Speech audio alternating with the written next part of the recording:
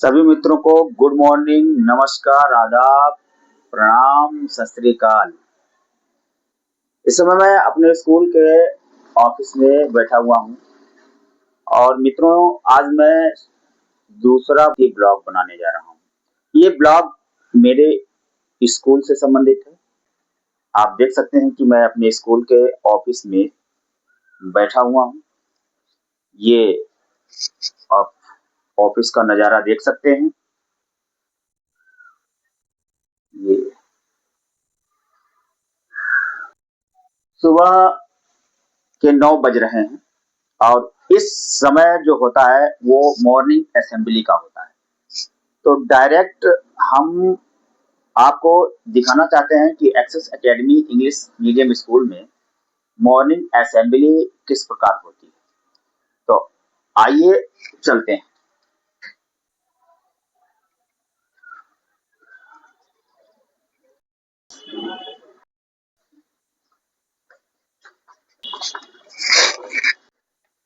इस गैलरी से होकर बच्चे हमारे विद्यालय में एंट्री लेते हैं और ये रहा मॉर्निंग असेंबली का नज़ारा। आप देख सकते हैं बच्चे व्यवस्थित लाइन से खड़े हैं और हमारे शिवम सर जी बच्चों को मॉर्निंग असेंबली में संबोधित कर रहे हैं। आप अपने वर्क को कंप्लीट करिए और अगर आप परफेक्ट बनना चाहते हैं तो सबसे ज्यादा इम्पोर्टेंट है कि आप लोग प्रैक्टिस करिए। विदाउट प्रैक्टिस सुबह के मॉर्निंग असेंबली में शिवम सर जी बच्चों को कुछ समझाते हुए लोग टाइम से उपस्थित है। सबसे होता है जिससे इस मॉर्निंग असेंबली में मैं भी बच्चों को कुछ समझाने जा रहा हूँ। क्षेत्र में इस समय मेले का आयोजन हो रहा है। मित्रों, यहाँ मेरी आवाज़ म्यूट हो गई है और मैं ये समझाने की कोशिश कर रहा हूँ कि क्षेत्र में जो मेला लगा हुआ है उस मेला देखने के लिए एब्सेंटी करना ज़रूरी नहीं है। मैं उनसे पूछ रहा हूँ कि कितने लड़के अब मेला देख चुके हैं। मेला देखने के लिए शाम के 2 बजे से लेके 5 बजे तक बहुत सारा समय रहता है, लेकिन कुछ ऐसे बच्चे जो मेला देखने के लिए सुबह से ही रुके रहते हैं और स्कूल में गैप करते हैं। इस गैप का असर उनकी पढ़ाई पर पड़ता है। केवल एक दिन अगर गैप किया जाए तो चल जाता है, वो रिवीजन में वो शामिल हो जाता है, लेकिन लगातार 3-4 दिन गैप होने के कारण पूरा एक चैप्टर ही समाप्त हो जाता है, जिसका रिवीजन कराना संभव नहीं हो पाता है और लड़का पढ़ाई में पीछे हो जाता है। मैं उनसे यही समझाने की कोशिश कर रहा हूँ कि मेला के लिए एक दिन हाफ टाइम से छुट्टी भी दिया जाता है, जिसमें वो सही तरीके से मेला देख सकते हैं। इसी विषय पर मेरी चर्चा चल रही है और मैं उनको पढ़ाई के प्रति जागरूक होने के बारे में बिंदुवार समझा रहा हूँ।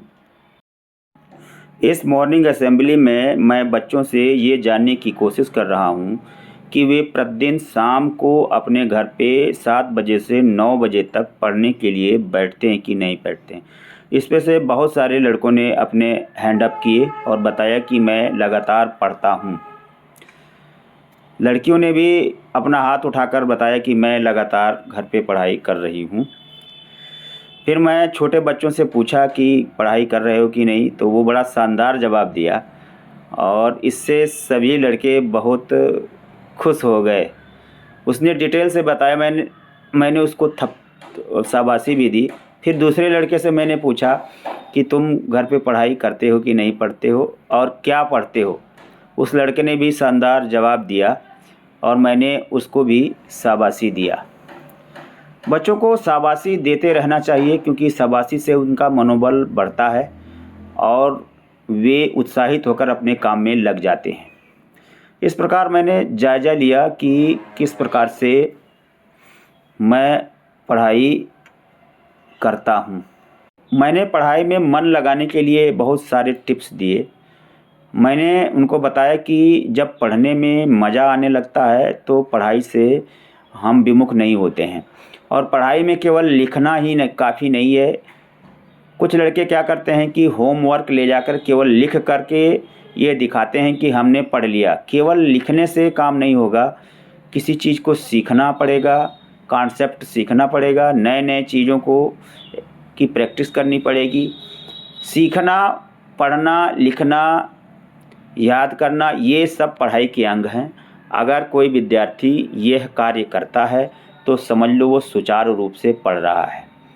मैंने उनको बताया कि केवल कुछ लड़के गार्जियन के सामने बैठ कर के पन्ना पलटते रहते हैं और ये दिखाते रहते हैं कि मैं पढ़ रहा हूँ, जबकि वास्तव में वे पढ़ नहीं रहे होते हैं। इस तरीके से मैंने बच्चों को खूब मोटिवेट किया और उनको अपना ध्यान पढ़ाई में लगाने के बारे में बताया। मुझे खेद है कि कुछ मेरे वीडियो का भाग म्यूट हो गया, इसलिए मुझे वॉइस ओवर करना पड़ रहा है। अगर आपको मेरी ये ब्लॉग अच्छी लगी तो कमेंट बॉक्स में ज़रूर लिखें। मिलेंगे किसी अगले ब्लॉग में, तब तक के लिए जय हिंद, जय भारत।